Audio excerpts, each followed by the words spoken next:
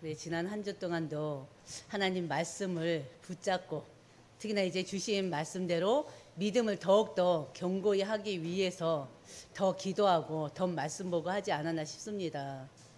왜냐 하나님 우리에게 요구하시는 거 다른 거 없어요. 물론 헌신도 요구하고 여러 가지 봉사도 요구하시고 하는 게 있겠죠. 그러나 그런 건 하나님의 요구 조건이 아닙니다. 우리에게 요구하시는 건 다른 거 없어요. 단 한 가지. 뭘 요구하실까요? 믿음 한 가지뿐입니다. 그래서 우리 지난주 알지 말고 믿는다가 되라 그 말씀을 가지고 한 주를 살아왔는데요. 정말 아는 것도 중요해요. 사실 그렇잖아요. 성경 말씀을 모르는 것보다 알아야죠. 그렇죠? 아는 것도 중요한데 중요한 것은 아는 것보다 더 중요한 게 하나님의 말씀을 믿는 것입니다. 우리가 하나님 말씀을 보면요. 하나님께서 우리에게 어린아이 같은 자가 되라고 그러잖아요. 왜 어린아이 같은 자가 되라고 합니까? 그 순수함, 그 믿음을 가지라는 거예요. 우리가 당연히 말씀을 이해하고 알고 이해하고 깨닫고 또 말씀대로 살아가야죠. 근데 중요한 것은 어린 아이들이 이 말씀을 알면 얼마나 알겠습니까? 아이들은요, 부모들이 말하면 어떻게 해요? 그냥 순종해요. 이제 머리가 커가면서 따지고 묻고 막 그러죠. 하나님은 우리에게 원하시는 건요, 순종하는, 말씀을 신뢰하고 순종하는 것을 원하십니다. 우리가 기도할 때 보통 첫 믿음 회복하게 해달라고 기도하지 않습니까? 그 첫 믿음 때 어땠습니까? 막 따지고 묻고 막 그랬습니까? 어땠죠? 그냥 믿어버렸잖아요. 그 믿음 가운데 하나님 역사하지 않았습니까? 저 역시도 마찬가지예요. 목사지만요, 제가 가장 믿음이 좋았을 때가 예수 그리스도를 영접하고 처음 하나님을 믿었을 때예요. 그때 예수 그리스도를 영접하고 처음 하나님 믿었을 때는요, 진짜 믿음 가운데 하나님 역사하셨습니다. 여러 가지 많은 일들이 있었습니다. 처음 하나님 만났을 때 성경 66권을 잘 몰랐거든요. 기도할 줄도 몰랐어요. 단 저는요, 예수가 그리스도, 바로 예수가 우리 죄를 위해 십자가 못 박아 돌아가신 분이시라는 거, 그분으로 인해서 하나님 만났다는 거, 그분으로 인해서 죄에서 용서받았다는 거, 그분으로 인해서 하나님의 보호를 받고 또 그분으로 인해서 사단과 귀신의 권세에서 빠져나올 수 있었다는 거, 그 사실을 믿었거든요. 근데 그 믿음 가운데 하나님 역사하셨어요. 많은 걸 알아서 역사하신 게 아니라 믿기만 했는데, 하나님을 믿고 그 하나님이 인간의 몸을 입고 오신 예수 그리스도라는 사실을 믿었는데, 믿고 오직 예배하는 일에 집중했었습니다. 예수님을 믿고 구원받은 지 얼마 안 됐는데, 어떻게 보면 새신자인데요, 항상 예배 자리에서 빠지질 않았어요. 왜? 예수님을 구주로 영접하고 하나님 자녀 되니까 그로부터 많은 일들이 있었거든요. 제 개인적으로 그리고 가정적으로. 그러다 보니까 하나님 말씀 듣는 것이 어느 것보다 소중하더라고요. 그래서 무슨 일이 있어도, 집안에 결혼식이 있어도 장례식이 있어도 일단 먼저 예배부터 했습니다. 그래서 여태까지 예수님을 구주로 영접하고 오늘날까지 제가 아마 선교 외에는 딱 한 번 갈등하는 것 때문에 다른 지역에 가서 예배 드리는 것 외에는 한 번도 없었어요. 지금까지. 왜요? 그때 당시에는 그 정도의 믿음이 있었습니다. 여러분들, 믿음은요, 내가 이 영적인 지식을 많이 알고 모르냐에 있는 거 아니에요. 하나님 한 분을 어떻게 믿느냐, 진실로 믿느냐, 성부와 성자와 성령이 하나님을 진짜 믿느냐, 그 믿음을 하나님 원하시는 것입니다. 그렇기 때문에 우리가 믿음 가지고 말씀을 보세요. 말씀을 읽고 듣고 이런 말씀이 있구나, 이게 믿어지네 해서 믿는 것이 아니라 믿는 마음을 가지고, 믿음을 가지고 말씀을 보시고 믿음을 가지고 말씀을 들어보세요. 그럼 우리의 이 신앙이 달라져 버려요. 믿음의 정도가 달라요. 그래서 여러분들이 알지 말고 믿는 자가 되라는 것은요, 엄청난 의미가 담겨 있습니다. 누누이 또 반복하지만요, 말씀을 알지 말라는 게 아니에요. 당연히 알아야 돼요. 그러나 알기 이전에 먼저 믿는 자가 되라는 것입니다. 아멘. 우리에게는 이 영적인 지식도 있어야 되는데요, 우리가 아무리 지식을 가졌다 한들 그 지식은요, 반드시 한계가 있습니다. 기독교 신앙은요, 이론이 아니에요. 기독교 신앙은요, 믿음 가운데 일어나는 체험을 통한 그런 생활입니다. 그래서 신앙생활이잖아요.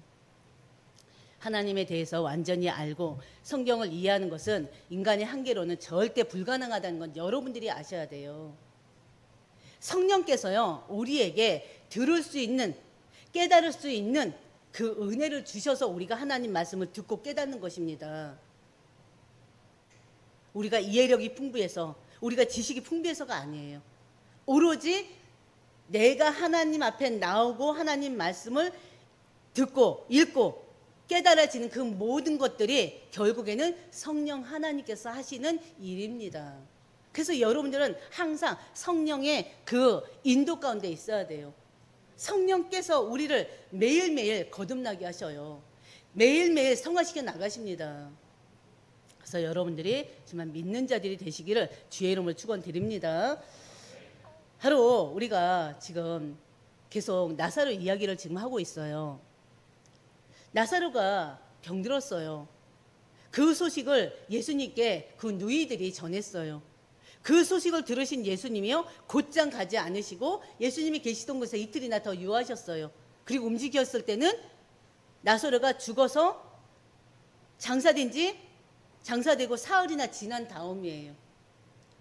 우리가 말씀에서 확인했던 것처럼 마르다 얘기를 보면은 오라버니가 죽어서 냄새까지 나는 정도입니다. 오늘 이제 본문에서 읽었던 말씀처럼. 예수님께서 왜 곧장 움직이시 않으시고 나사로가 죽은 지 사흘이나 된 그때 움직이셨을까요? 이미 우리는 말씀을 통해서 그 예수님이 왜 그때 움직이셨는지 우리는 알고 있습니다. 뭐 때문이었습니까? 예수님, 하나님의 영광을 보여주기 위해서, 바로 죽은 자를 살리는 그 이적을 통해서 하나님의 영광, 그리고 하나님 아들 예수 그리스도를 통해서 하실 일을 많은 사람들에게 보여주시기 위함입니다. 나사로를 살리는 그 이적을 통해서 예수님의 제자들로 믿게 하기 위함입니다. 마르다는요, 예수님이 늦게 오셨어요. 그럼에도 불구하고 이제라도 주께서 무엇이든지 하나님께 구하는 것을 하나님이 주실 줄 안다고 고백했습니다. 근데 그 고백이 잘된 고백입니까? 잘못된 고백입니까? 잘못된 고백이었죠. 왜냐하면 예수님께서는 하나님께 구해서 얻은 능력을 가지고 사람들을 치유한 게 아니에요. 38년 된 병자를 고칠 때도 하나님께 먼저 기도해서 받은 응답이 아니에요. 예수님은 누구십니까? 생명의 구주가 되십니다. 바로 그 생명의 주 되신 예수님이 38년 된 병자를 직접 고치셨어요. 왕의 신하의 아들도 직접 고치셨어요. 하나님께서 기도해서 받은 응답이 아니에요. 왜요? 그 예수님은 바로 성자 하나님이십니다. 예수님께서는 즉시 무엇이든지 하실 수 있는 분이십니다. 근데 마르다는 예수께서 하나님께 무엇이든지 구하면 그것을 하나님이 주실 줄 안다고 고백했던 것입니다. 바로 그 마르다에게 예수님이 또 그랬잖아요. 네 오라버니가 다시 살 것이다. 그러니까 또 마르다가 뭐라고 했어요? 저도 압니다.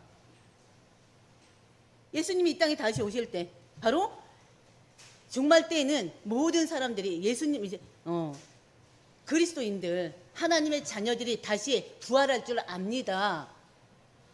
그 얘기를 하는 거예요. 무슨 말입니까? 부활 신앙 자체를 부인하지는 않아요. 부활 신앙을 믿어요. 그러나 지금 당장 예수님이 나사로를 살리신다는 그 말에는 어떻게 해요? 믿음이 안 가는 거예요. 왜요? 이미 죽었잖아요. 사흘이나 지났잖아요. 보통 그러니까 한국에서도요, 장례를 할 때 사람이 죽으면 바로 장례하지 않는 거 아시죠? 언제부터 장례하시는지, 언제부터 이 장례 절차를 진행한지 아십니까? 하루 지나고 나서. 왜냐면은 24시간 이전에는 절대 손 못 대요. 왜냐면은 이 오진으로 인해서 살아있는 사람을 죽었다고 할 수도 있잖아요. 그렇기 때문에 24시간 안에는 장례 진행하지 않습니다. 준비만 하고 있을 뿐입니다. 마찬가지예요. 이스라엘 백성들도요, 사람이 죽은 지 3일 이전까지는 그래도 혹시나 이틀 3일까지는 기다린다고 합니다. 그러나 3일 지나고 4일 지나서는 완전히 더 이상 소생할 수가 없다로 여겨버린대요. 그러니까 당연히 마르다도 죽은 나사로가 자기 생각에는 이미 죽어서 시체가 냄새까지 날 정도인데 어떻게 살 수 있느냐, 그런 불신앙이 있었던 것입니다. 그래서 예수님 뭐라고 했습니까? 나는 뭐다? 부활이요 생명이다 그랬잖아요.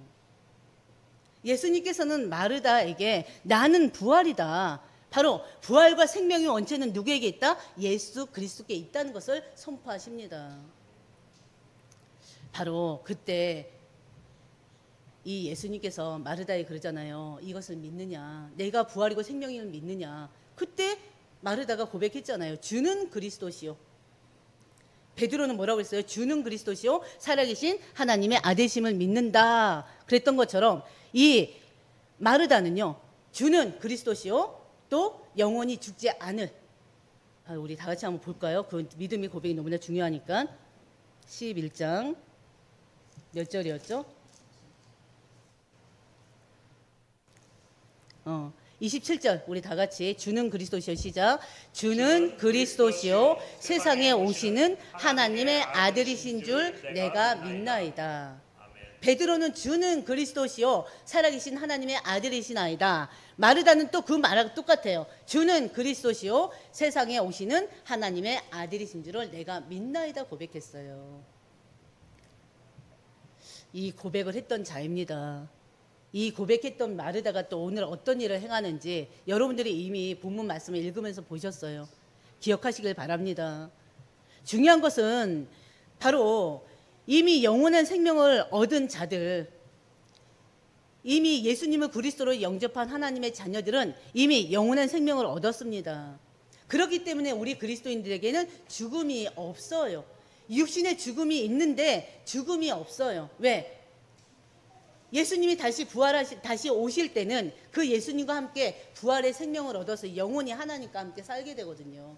그래서 예수님이 우리 그리스도인들의 죽음을 뭐라고 표현합니까? 잔다라고 표현하는 것입니다. 오늘 본문은요, 예수님의 신성을 입증하기 위해서 제시된 7가지 표적 중에서 마지막 표적입니다. 바로 나사로, 죽은 나사로를 예수님이 다시 살리시는 표적이에요.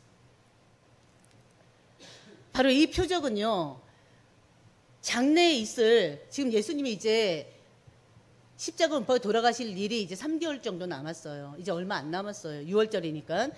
그 장래에 있을 그리스도의 십자가 죽으심과 부활을 예시하고 있습니다. 이 나사로의 죽음과 부활이.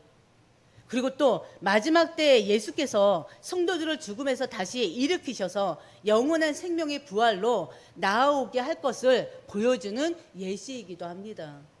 그래서 여러분들이 오늘 이 말씀을 잘 들으시고요. 그럼 내가 붙잡아야 될 말씀이 뭐냐? 내가 어떤 말씀을 깨달아야 되느냐? 은혜 누리는 시간 되시기를 주의 이름으로 축원드립니다. 우리가 첫 번째 나눌 말씀은요, 33절에서 35절입니다. 예수님께서 흘리신 눈물이에요. 예수님의 눈물이에요. 예수님도 눈물을 흘리시나? 예수님 눈물 흘리셔요? 안 흘리셔요? 당연히 흘리시죠. 왜요? 예수님도 우리와 같이 육신을 입고 계시기 때문에 그렇습니다. 하나님이신 그분이, 하나님이 인간의 육신에 이 우리와 같은 육신을 입고 오셨어요. 성육신 예수 그리스도이십니다. 하나님이시면서 인간이셔요.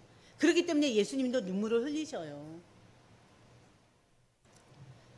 29절 보면요, 예수님의 부르심에 마리아가 급히 나갑니다. 그러면서 주께서 여기 계셨더라면 내 오라버니가 죽지 않았을 것입니다 라고 말합니다. 그리고는 울어요. 왜? 오라버니 잃은 그 슬픔 때문에 울어요. 또 아쉬움 때문에 울어요. 주께서 여기 계셨더라면 우리 오라버니가 죽지 않았을 건데 지금 죽었다 이겁니다. 얼마나 슬픕니까? 우리가 그리스도인의 죽음을 맞이할 때 보통 많은 사람들이 아유 좋은 곳으로 갔는데 왜 우냐, 우는 것 자체를 또 불신앙으로 여기는 때가 있습니다. 근데 솔직히 눈물 나요. 그렇지 않습니까? 저희 어머니도 저희 아버지도 천국 가셨어요. 근데 이별의 슬픔은 있는 거예요. 돌아가시고 나서도 보고 싶어서 우는 경우 많았어요. 최근에도 갑자기 엄마 아빠 막 생각나더라고요. 그때 모습이 막 떠오르고. 누구나가 그리움이 있어요. 특히나 자기가 사랑했던 사람에 대한 그리움이 있고요. 그 그리움 때문에 보고 싶은 마음에 울기도 합니다. 그러나 우리가 감사할 것은 그리스도인들은 영원한 생명이 있기 때문에 더 이상 고통이 없고 눈물이 없는, 한숨이 없는 하나님의 나라에 가시기 때문에 우리는 감사함으로 보내드릴 수가 있는 거예요. 왜? 다시 만날 분들이기 때문에. 그래서 우리 그리스도인들의 장례식은 뭘로 표현한 줄 아십니까? 천국 환송식으로 표현해요. 이별의 슬픔은 있지만 하나님 나라에 가게 된 걸 축복하고 축하하는 것입니다. 근데 믿지 않는 사람들이 봤을 때는 기가 막힌 단어죠. 천국 환송식. 우린 기쁨으로 보내드릴 수 있어야 돼요. 바로 이 마르다가요, 이 오라버니의 죽음 때문에 슬퍼합니다. 그리고 또 그 마리아가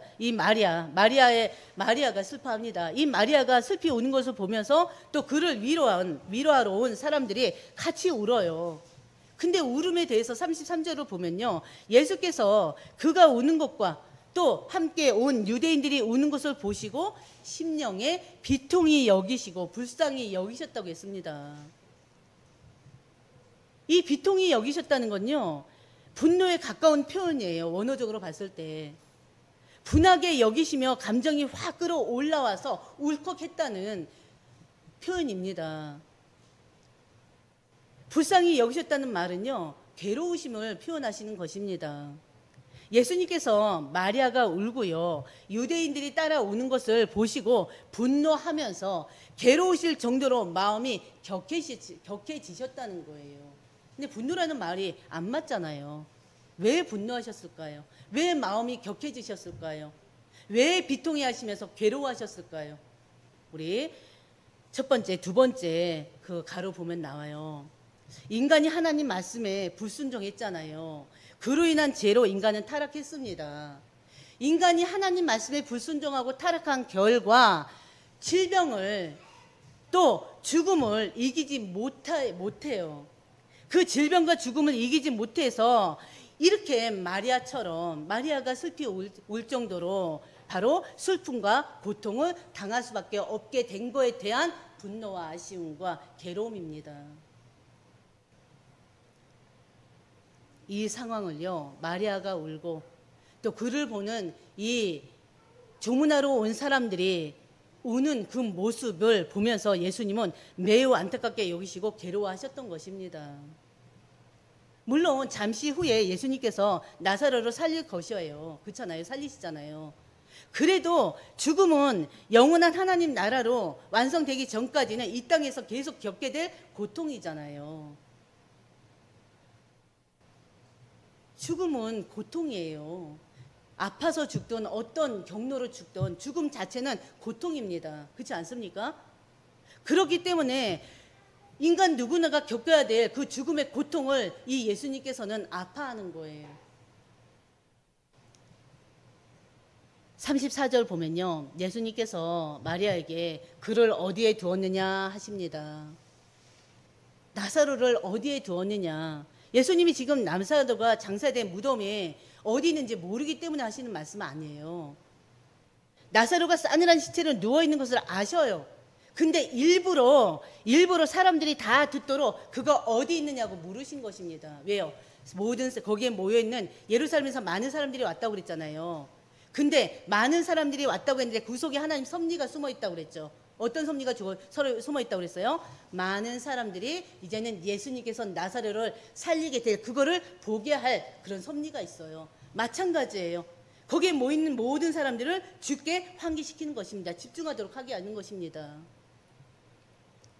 그래서 다 아시면서도 나사로를 어디에 두었냐고 질문을 합니다. 그 질문에 마리아가 뭐라고 합니까? 예수님께 와서 보시라고 그래요. 와서 보시옵소서. 뭘 보라는 거예요?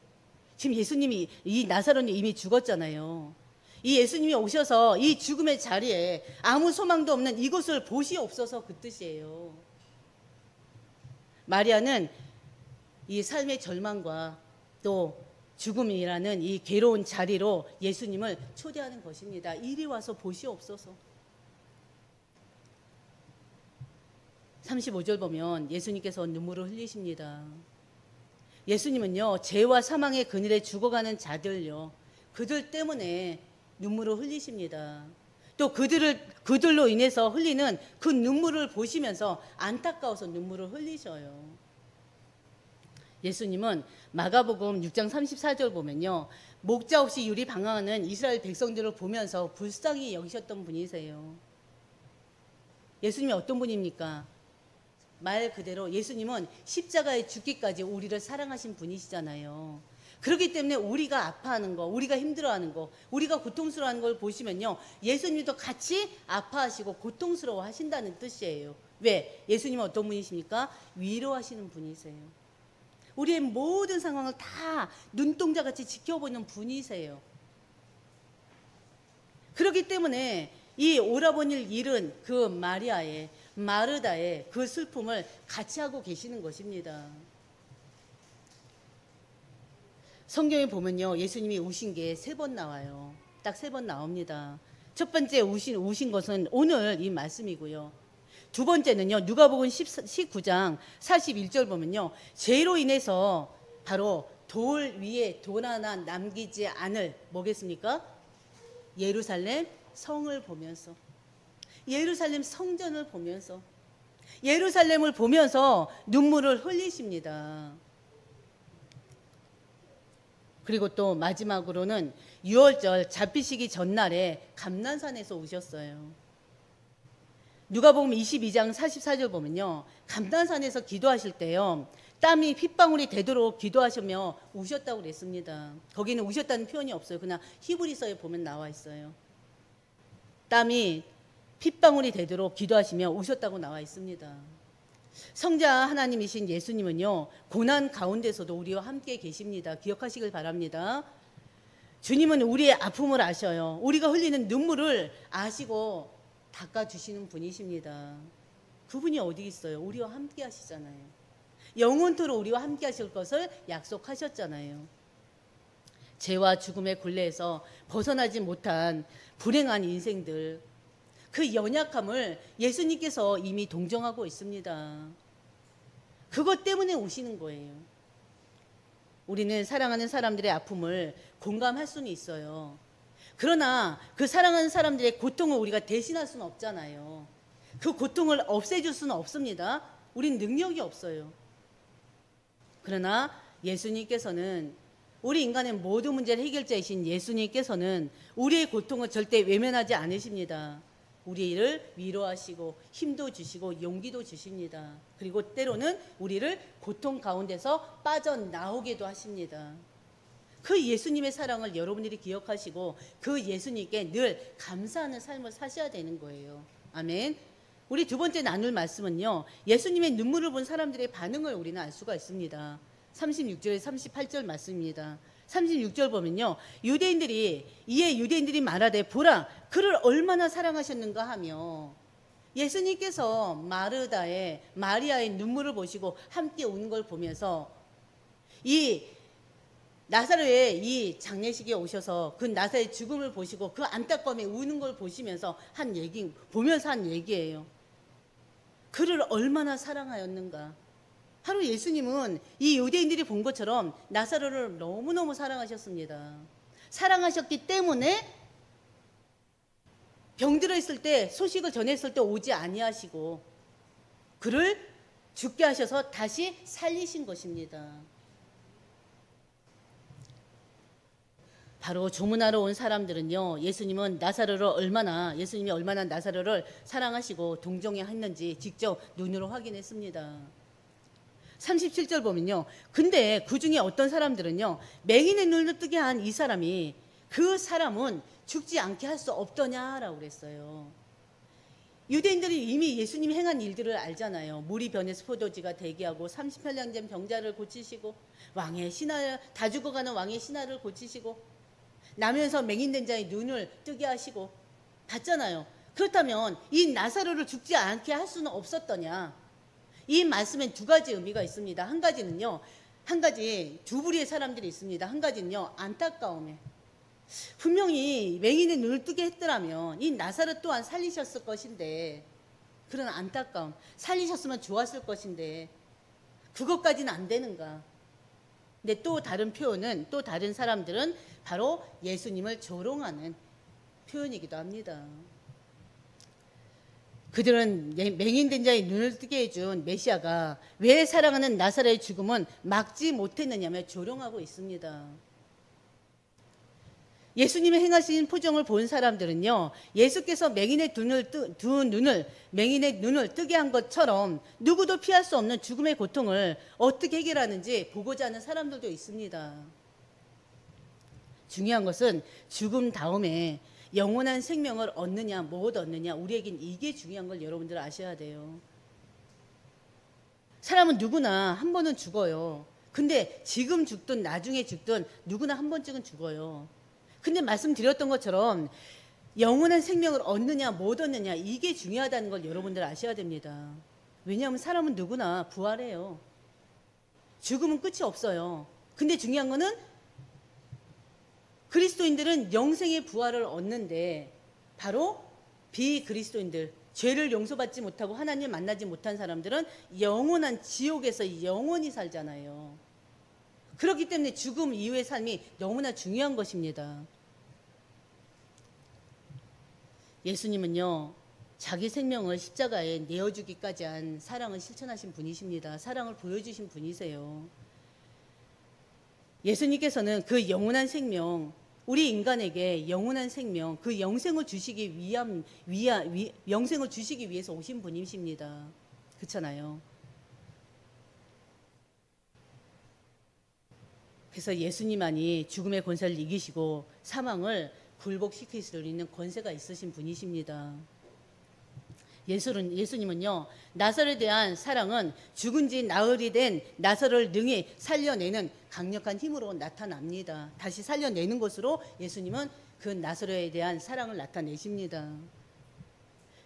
예수님께 빈정되던 이들에게요, 오라베의 죽음으로 슬픔에 빠진 마리아와 마르다에게는 일적 관심도 동정심도 없어요. 그들은 계속적으로 예수님을 감시하고 정죄할 거리만 찾고 있는 자들입니다. 그래서 38절 보면요, 무덤으로 나가신 예수님은 빈정되는 그 무리들을 보시면서 다시 한번 속으로 비통히 여기십니다. 그들의 비정함은요, 하나님의 형상대로 지음받은 인간이 사단에게 마음을 빼앗긴 그 까닭입니다. 그러니까 그 마음이 어때요? 올바르지 못해요. 정상적이지 못해요. 악하기만 할 뿐입니다. 로마서 12장 15절 보면요, 즐거워하는 자들로 함께 즐거워하고 우는 자들로 함께 울라 그랬어요. 이걸 예수님이 먼저 실천하셨고요. 우리가 바로 다른 사람들을, 바로 다른 우리 이웃들을 이렇게 품는 마음을 가져야 됩니다. 참 신앙인은요, 주님의 마음을 품는 자이기 때문에요, 우리 주님이 하신 것처럼 어려움을 당한 이웃들에게 사랑하고 동정하고 위로해 줄 수 있어야 됩니다. 그게 바로 어떤 신앙입니까? 바로 선한 목자의 신앙이에요. 주님의 마음을 품는 참 성도가 우리 모두가 되시기를 주의 이름으로 축원드립니다. 바로 예수님께서요, 무덤에 가십니다. 무덤이 굴이에요. 그러다 보니까는 돌로 막아놨어요. 우리 세 번째 말씀은요, 죽은 나사로를 살리신 예수 그리스도이십니다. 39절 보면 예수님은요, 나사로의 시체가 안치되어 있는 그 무덤 입구를 막고 있는 돌을 옮기라고 말씀하십니다. 근데 그때 또 마르다가 나서요. 마르다가 이 일에 반대합니다. 뭐라고 반대합니까? 우리 여러분들 읽은 것처럼, 주여, 죽은 지가 나흘이나 되었으며 벌써 냄새가 나나이다. 바로 마르다가 어떤 사람이에요? 예수가 그리스도임을 고백한 자 아닙니까? 부활이고 생명 되신 예수님을 고백한 자 아닙니까? 그분이 하나님의 아들이심을 고백한 자 아닙니까? 근데 그 고백해놓고도 또 예수님이 하시는 일을 또 반대하는 거예요. 돌을 치우라는데 또 반대하는 거예요. 죽은 지가 언젠데, 벌써 냄새까지 나는데. 마르다는 예수님의 말씀이 반대하고 있는 이유가 뭡니까? 이 마르다의 모습을 보면서요, 우리는 인간의 그 불신앙이 참 얼마나 고치기 힘든 문제인가를 우리는 또 볼 수가 있습니다. 그렇잖아요? 어찌 보면은 이 불신앙만큼 고치기 어려운 이 잘못된 이 습관도 없을 것 같아요. 이것 또한 불신앙 자체가 악습관이에요. 악습관. 계속 되풀이돼요. 어느 순간에 깨달아서 주여 감사하나이다. 주는 그리스도시요 살아계신 하나님의 아들이시다 고백해놓고도 또 예전으로 도망가 버리는 거예요. 예전으로 돌아가 버리는 거예요. 불신앙대로. 여러분들은 어떻습니까? 여러분도 계속 그 불신앙과 불신앙을 반복하고 있는 줄 믿습니다. 그러나 우리에게 있는 불신앙을 계속 제거해 나가야 돼요. 그래서 오시는 말씀 앞으로 나가야 됩니다. 40절 보면요. 예수께서 이르시되 내 말이 내가 믿으면 하나님의 영광을 보리라 하지 아니하였느냐. 뭘 요구하십니까? 믿음을 요구하고 있습니다. 예수님께서는 우리 모두에게 요구하시는 거 다른 거 없어요. 믿는 거예요. 믿을 때 내가 믿을 때 하나님 영광을 보리라 하지 아니하였느냐. 우리 작년 말씀이잖아요. 원단 말씀이잖아요. 믿음이란 게 뭡니까? 하나님 말씀을 신뢰하는 거예요. 하나님 말씀을 신뢰하고 그 말씀에 순종하는 거 아닙니까? 그러니까 여러분들이 불신앙 다 제거해 버리시고 하나님 말씀에 아멘으로 믿고 순종하시길 바랍니다. 그러면 그에 따른 응답들이 계속 나타날 수밖에 없어요. 응답은 일어날 수밖에 없습니다. 하나님의 약속된 말씀은요 이미 다 성취되어지고 아직 남은 것까지 하나도 남김없이 다 성취될 일들입니다. 성취될 말씀들입니다. 그 사실을 믿으시길 바랍니다. 41절 42절 보면요. 사람들이 예수님의 말씀을 듣고요. 무덤의 입구에 돌을 옮깁니다. 그러자 예수님이 하나님께 감사 기도를 드려요. 아버지여 내 말을 들으신 줄 아나이다. 내가 아나이다. 감사 기도합니다. 항상 내 말을 들으시는 줄을 내가 알았나이다. 우리 말씀 볼까요? 그러나 이 말씀 하옵는 것은 둘러선 무리를 위함이니 곧 아버지께서 나를 보내신 것을 그들로 믿게 하려 함이나이다. 지금 일어나는 모든 그 표적들 바로 많은 무리들에게 예수가 그리스도를 보여주기 위함이에요. 하나님의 영광을 나타내기 위함입니다. 그래서 예수님이 이처럼 공개적으로 감사 기도를 드리는 이유가 바로 먼저는 하나님께 영광을 돌리시기 위함이에요. 그리고 무덤가에 모인 사람들이 예수님과 하나님과의 관계를 알고요. 예수님이 바로 하나님의 보내심을 받은 바로 메시아이심을 알게 하기 위함입니다. 또 무덤가에 모인 사람들이 바로 예수님이 행하신 기적을 보면서 바로 예수님의 기적을 보고 예수 믿고 영원히 죽지 않는 영생을 얻게 하기 위함입니다. 43절 44절 보면요. 예수께서 큰 소리로 말씀하십니다. 나사로야 나오너라 그래요. 예수님께서 나사로야 나오니라 부르시니까 어떤 일이 일어났습니까? 바로 죽은 자가 수족을 배에 종인 채로 하얀 천으로 동인 채로 나오는데 그 얼굴은 수건에 쌓였더라. 예수께서 이르시되 풀어 놓아 다니게 하라 하시니라 그랬어요.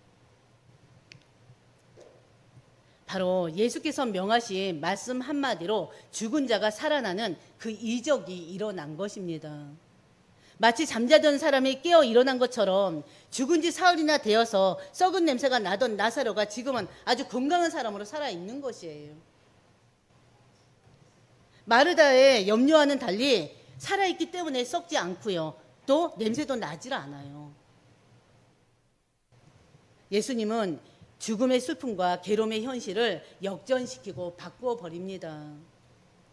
아무 소망이 없지 절망적인 삶을 나사로의 살아남을 통해서 소망을 갖게 하고 희망을 갖게 하는 것입니다. 바로 이것이 예수님의 부활로 어둠과 절망 속에 있던 우리 인생에 빛이 비추는 거예요. 그리고 또 영광과 소망으로 가득 차게 될 것을 예수님께서 보여주시는 사건입니다. 그렇기 때문에 여러분들이 바로 믿는 자들이 되시길 바랍니다. 어떤 걸요? 예수님은 죽은 나사로도 이미 죽어서 사흘 돼서 시체에서 냄새까지 날 정도로 이미 가망이 없고 희망이 없는 바로 그런 나사로도 살리시는 분이라는 것입니다. 그 믿음을 가지셔야 돼요. 그렇기 때문에 내 말을 믿으면 내가 선포하는 이 말을 믿으면 너희들에게 영광이 나타나지 않을 것이냐 그 말씀을 다시 한번 기억하시길 바랍니다. 그리고 마음에 담으시길 바랍니다. 그러면 하나님의 기적은 늘 일어날 수밖에 없어요. 절망적인 때, 불행할 때 하나님은 우리를 절망을 희망으로, 소망으로 바꿔주셔요. 불행한 삶을 행복으로 바꿔주십니다. 염려와 근심할 삶을 기쁨으로, 감사로 바꿔준다니까요. 평안과 안식으로 바꿔주신다니까요. 그렇기 때문에 여러분들이 정말 죽은 나사로도 살리신 그 예수님을 믿고 그 예수님만을 의지하며 따르는 여러분들 되시기를 주의 이름으로 축원드립니다. 아멘. 하나님 아버지 감사합니다. 오늘 죽은 나사로를 살리신 예수 그리스도를 보았습니다. 예수님께서는 죽은 나사로를 살리신 것처럼 우리의 모든 연약함을 알고 계시고 우리의 절망을 희망으로 바꾸시는 분이십니다. 우리의 고통과 어려움을 알고 계시고 우리의 고통과 어려움 가운데 우리에게 참 은혜를 주시고 또 응답을 주시고 참 행복을 주시고 위로를 주시고 평안과 안식을 주시는 분이십니다. 하나님 우리에게 믿음을 회복하게 하여 주시옵소서. 불신앙이 이 시간 예수 그리스도의 이름으로 완전히 떠나가게 하여 주시옵시고 하나님 믿는 성부와 성자와 성령이 하나님을 믿는 그 믿음이 회복되는 시간이 될 수 있도록 하나님 인도하여 주시옵소서. 예수 그리스도께서는 항상 10분 우리와 함께 계십니다. 우리와 함께 하시는 그 예수님, 바로 우리와 함께 하시는 그 성령 내주 인도 역사 속에서 우리가 하나님이 하실 일을, 하나님이 나타낼 그 영광을 보는 우리 모두가 될 수 있도록 하나님 인도하여 주시옵소서. 이 모든 말씀 우리 주 예수님의 이름으로 기도드립니다. 아멘.